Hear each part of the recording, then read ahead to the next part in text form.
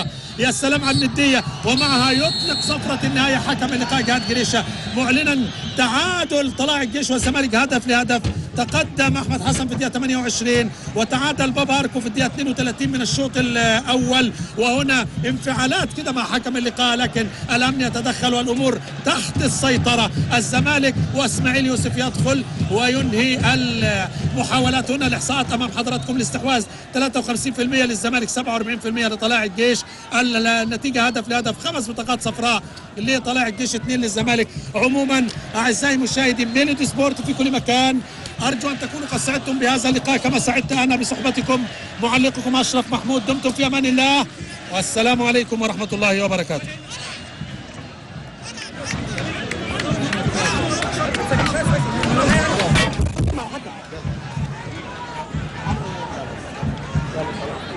يا كابتن قلت لك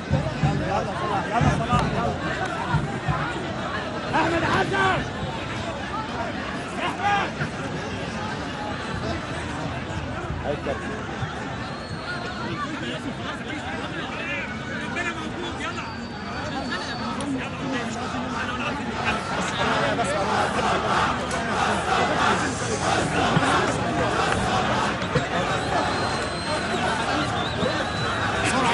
بسرعة يلا يا حسام، يلا بسرعة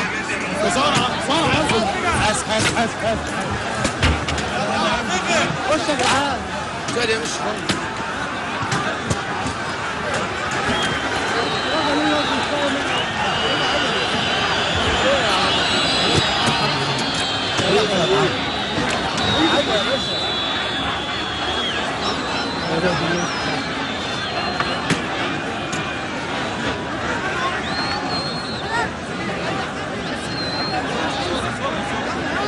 عايز يفتح بس افتح